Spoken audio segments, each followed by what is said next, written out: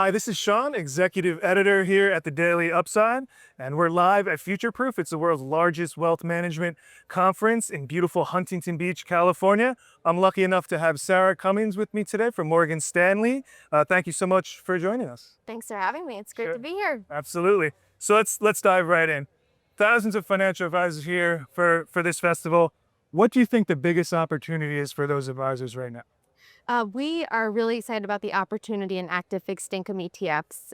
It's been really exciting to watch over the past few years how a big proportion, an outsized proportion of the flows into ETFs have gone into active ETFs relative to the size, the AUM of active ETFs overall. So we've built a platform around this opportunity in active fixed income ETFs, and now have a number of different exposures to offer to clients across the curve, across different harder to access instruments such as floating rate products, securitized products, and also have many broad markets type ETFs that have varying durations based on where investors feel like they might want to be positioned during any given economic cycle. So yeah, I think the flows have spoken for themselves, and we've leaned into the expertise we have in active fixed income and are really excited to offer our suite to advisors. Awesome. Yeah, a lot of interest in fixed income Yeah. recently, especially on the ETF side.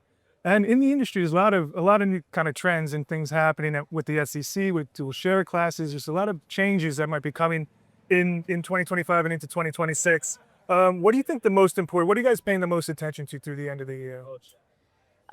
So something that we've kind of seen that came about more with the ETF rule back in 2019. So not quite as recent, but just more flexibility in terms of what types of instruments could be included in ETFs, and how ETFs get fast tracked or not through the SEC pipeline. And one opportunity in particular, more on the product side, I'd say, than necessarily like a more recent SEC decision, but is the growth of options-based products.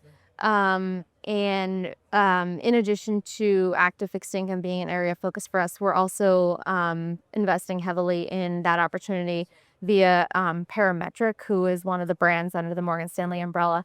So we've launched a couple, or actually three, options-based products thus far, and another area where we're seeing big flows, and it's come into vogue with the volatility we've seen in the markets. One area in particular where we've delved in this options-based spaces with hedged equity. So we have a product that offers upside potential, and we've also launched in the overwriting space. So for a product offering additional income with a traditional equity benchmark. So Yeah. I remember those coming out. So much innovation happening with yeah, the options, so much. income, and And hard to keep up sometimes. yeah, and I think just to add to that, obviously, like, it's a crowded market, and when we entered later in the game, we had to strategize around where the opportunity was, where the SEC was supporting product, and where we had brand equity, and so those are the areas that we've really leaned into. Awesome. Yeah. So we'll get you out of here on this one. What's one thing that no one's talking about? Could be a trend, can be whatever you want, but just Yeah. one thing that you're like, why aren't more people talking about?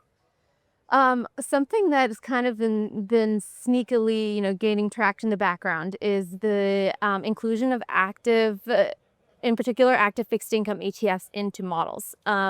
We've been watching that as we're growing our products to like a critical mass to be, potentially included in these models. But it's been exciting to see, because traditionally ETF models were passive only, and I think, providers are increasingly aware of the opportunity that they can offer to clients with inclusion of, or strategically including, active fixed income ETFs into models where, traditional indices might not be maximizing investor outcomes. So how to think about where certain types of active products can be included, whether it's like core plus or maybe a short duration, type instrument. But yeah, that's what we're watching, and we're really excited about that development given the focus that we put on active fixed income. Awesome. Great. Well, enjoy the rest of your conference. We really appreciate you chatting with us, and we'll see you soon. Yeah, Thanks. thanks for having me.